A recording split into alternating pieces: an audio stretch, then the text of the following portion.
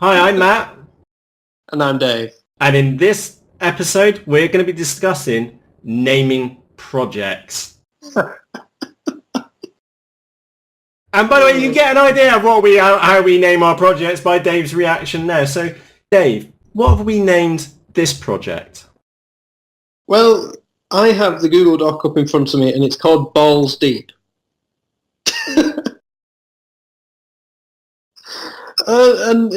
For anyone else who ever stumbled across this document, they'll probably be disappointed when they get open it. It's not what they're looking for. But you have no idea what it means.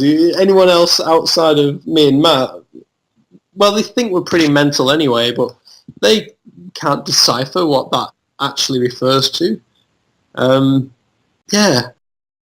And then the last one, the software idea, again, it's like Matt made a big thing of saying it doesn't matter what it's called, we need to know what it does. So for now, we're going to call it Project NADS.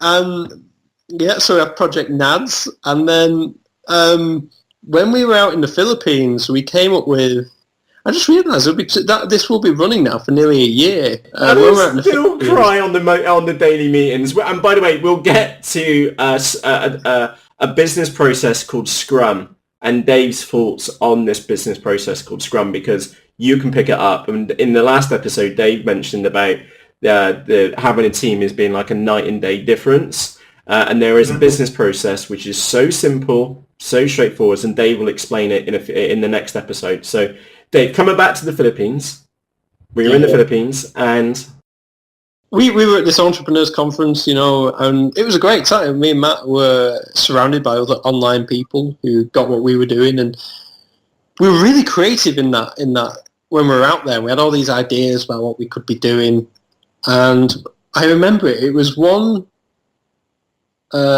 We'd gone to bed one night, not together, hasten to add, and we're in the same room, and we were just about to go to sleep, and literally lights were off. It must have been about 1 o'clock in the morning.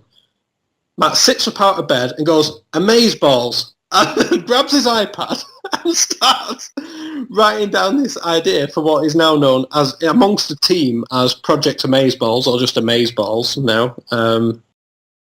Which is basically just, it's just become a normal word amongst the staff. Tina, what you're doing today, I've just worked on some Amazeballs images.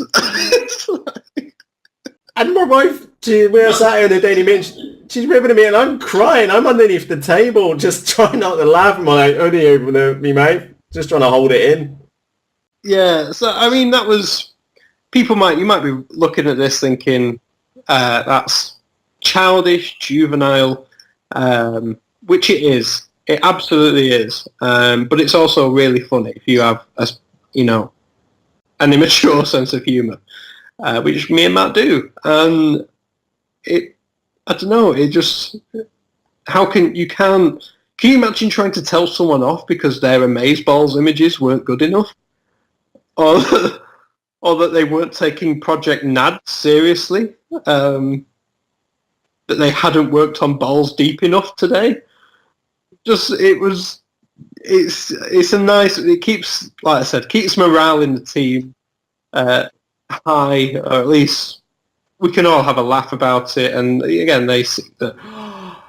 What was that phrase Faye had to look up? What was it for? Oh, it was in the chat. It might have been a conversation with Helen. She had to look it up. Was it NADS? I can't remember. Could have been NADS. And sometimes weird things. Indeed. And I know what the next project's going to be called as well. Well, I already know what your hobbies website is going to be called. Oh, Rag the Nuts Off. Yeah, Rag the Nuts Off. Again, someone's going to get to that website and be really disappointed. Indeed. No, it's going to be Project BE.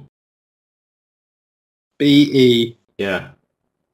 I tell you what, if you've got an idea of what that project is going to be, already working out our sense of humour, do let us know in the comment section underneath this video. And if you're thinking of it, yes, it is that.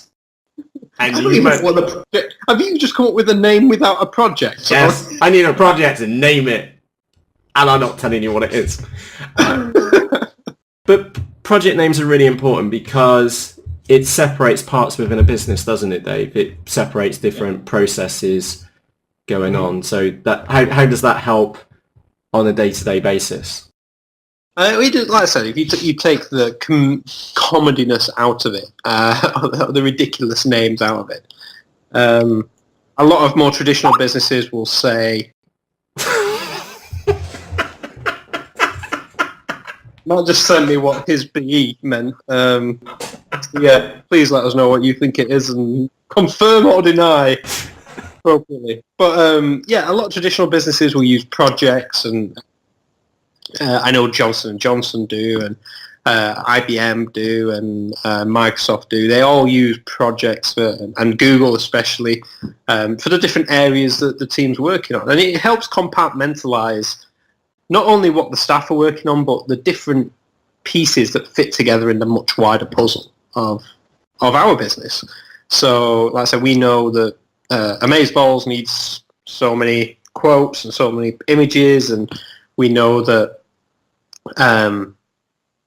NADS, we know where we're up to with that, and then who we need to bring in from the team to that at what point to progress it further. So again, it not only helps us, but it also helps the team know about what else is going on. And rather than call it Project A, Project B, Project eBay, Project Amazon, it's boring. People can forget that. So at least when we make it comical and ridiculous, it's a little bit easy to remember, and people can at least smile when they have a reason to say Amazeballs or NADS or whatever else it might be. Maybe. Indeed. I don't know if that was going to get past Dave yet, but it would be hilarious in the Scrum meetings. It's fine with me. We'll see what H says, but yeah. Yeah, she changed that Word document, didn't she? And then we went back and re-edited it. She renamed it to Project N. N? Yeah, we still know it means NADS.